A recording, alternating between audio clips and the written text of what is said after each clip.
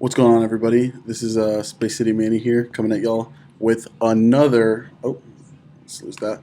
Another ban list video. Who would have guessed that?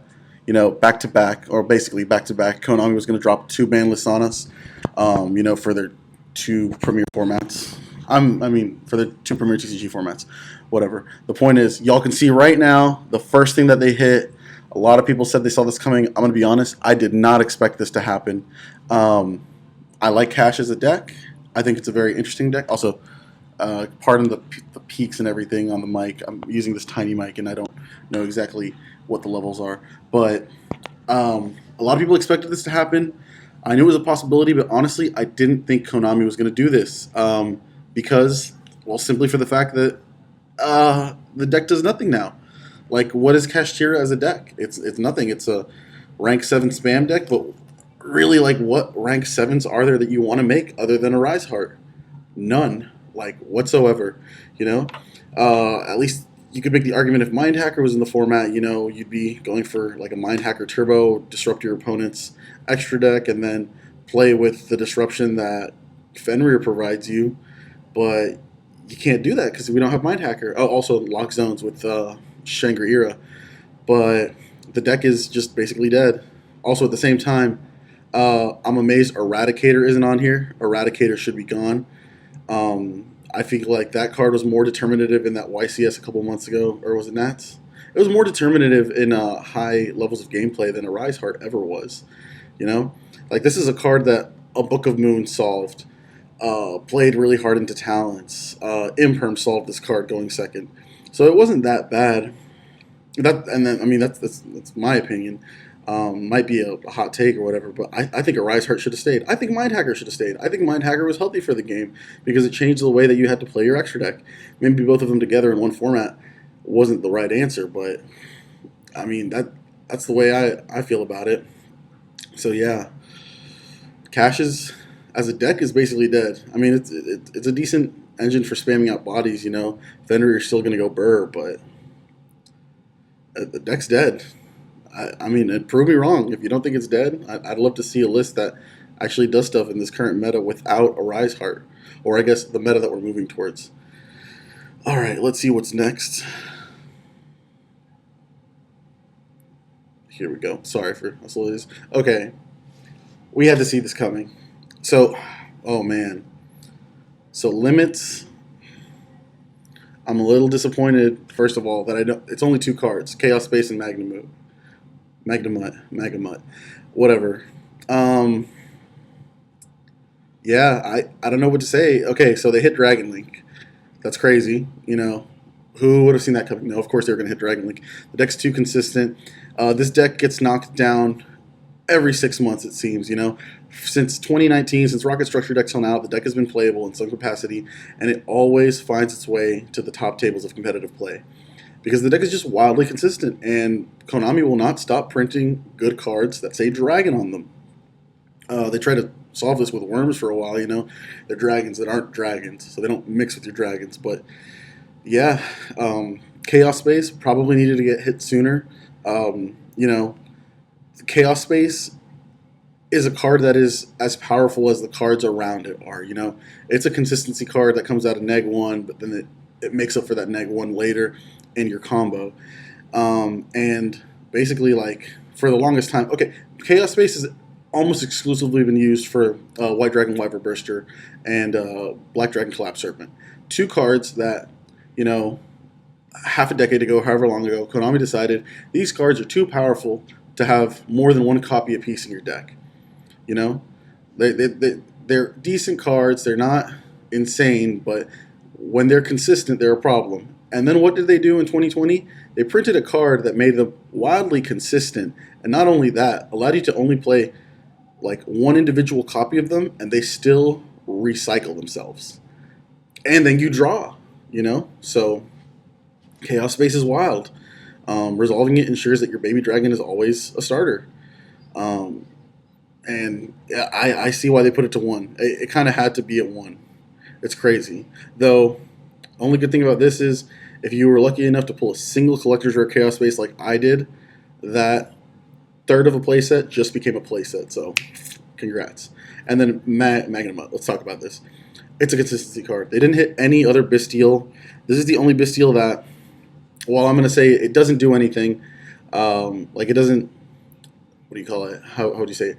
It doesn't offer, you know, it does the same that all the Bastilles do, where it's a DD Crow for dark or light, and puts a body on board, right? All the Bastilles do that. This one doesn't actually interact with your opponent during, other than that, it doesn't do anything, you know?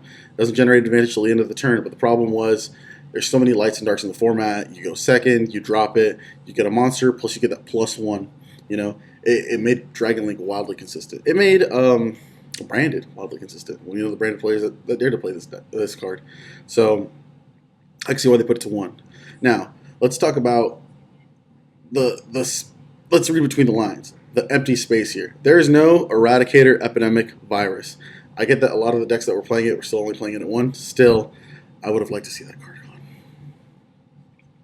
Let's move on. And no semi-limits. Okay. All right. Well, oh, look at that. Gazelle is now a Link monster. That's wild, bro.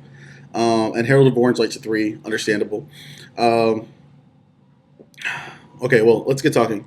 Gazelle, everybody kind of saw this coming. They just gave Saladin support, though the one reservation that I had was putting Gazelle to 3 kind of makes it to where you don't want to play Solomon Grade of Fire.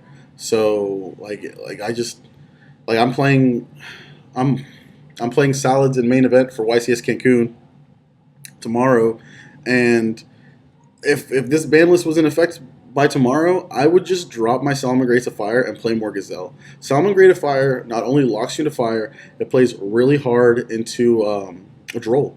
You know, if you have access to 3 Gazelle in main deck, don't play Solomon Grade of Fire, play Bufferlow. You get to draw 2, and you get to search for your field spell without playing into Droll. I mean, you'll play into Droll after that, but you now have the field spell. And the draw 2 on the Bufferlow in a deck that plays 3 Gazelle will almost always get you to a Gazelle. Or it'll get you to like a circle, you know? And if it gets you to a circle, you know, let them Droll you, chain the circle, you still have the Gazelle. I'm very happy for it. Makes the deck wildly more consistent. Salad is now basically Salad is full power. You know, nothing is unlimited. Nothing is limited. It's just completely unlimited. We'll see what it does. I think a lot of Salad players have come to realize that the insane consistency that it offered in 2019 is just not enough to keep up with the meta now. Before in 2019, if you had a Rage, a Roar, and an Ash Blossom, most decks could not play through that. You know, and if they could play through that, they couldn't OTK you, and then on the crackback, you would reset the Roar, reset the Rage, add back the Ash Blossom. Good luck trying to do that 2 turns in a row. But now, I think combo decks have definitely evolved to a point where, like, the Solomon Great board is kind of moot, and that's why you see Solomon Great being played as such a hand trap heavy deck, which I still really enjoy. That's what I'm playing today. I'm playing tomorrow is all breaks, no gas. You know, lots of hand traps, lots of simple interruption that makes it very hard for my opponent to play, while at the same time, any 2 Cybers monsters in my deck equal access code OTK. And again, Herald, Drytron just hasn't done anything.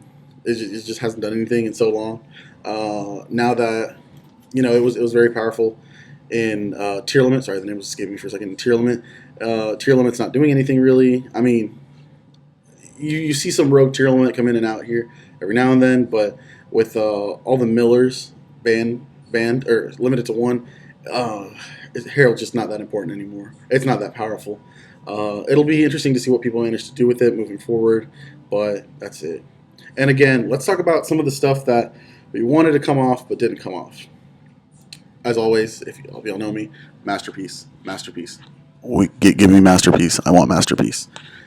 It's a less than 3K beater in 2023. You know, yes, it's unaffected. Yes, it's the towers. There's so many ways to answer that. You're gonna tell me Pearly, the big Pearly, is not a problem, but Masterpiece would be a problem in this meta? Give me Masterpiece. Yeah, I mean, what else did we want to come off? Actually, there's probably a lot of stuff. I should have made a list before I started this. But, you know, I'll be honest, the list is kind of disappointing. I'm happy for the Gazelle. I understand the hits to Dragon Link. And again, the Chaos Space is exclusively a Dragon Link hit, and Magnemute, even though it hits a couple of decks, it is basically exclusively to limit the power of Dragon Link, which I don't even think is going to be that relevant. The deck is going to continue to be really consistent. It's just going to have to rely on different starters sometimes. And then the Arise Heart, so disappointing. So incredibly disappointing. The deck is just dead. They just butchered the deck. Anyways, I know this has been much more of a rant than, I guess, a update video. Y'all can. It was very few changes to the ban list actually. Speed Duel ban list had way more hits than this, but it is what it is. I guess Konami decided that it's a healthy format. We'll see moving forward starting September 25th. Oh, well, that's crazy. They got their ban list after Speed Duel, but it's going in effect before. Very interesting. Anyways, if y'all like the content, y'all want to see more, make sure to hit that like and subscribe button. I appreciate y'all watching till the end, and have a wonderful day. And anybody who is going to be out there at YCS Cancun tomorrow, good luck. I hope to see you. If y'all see me, come up and say hi. Come up and trade with me. I'm looking for Spanish cards and a couple of other things. Just come out and interact. Help me make some content. Anyways, have a wonderful day, and peace.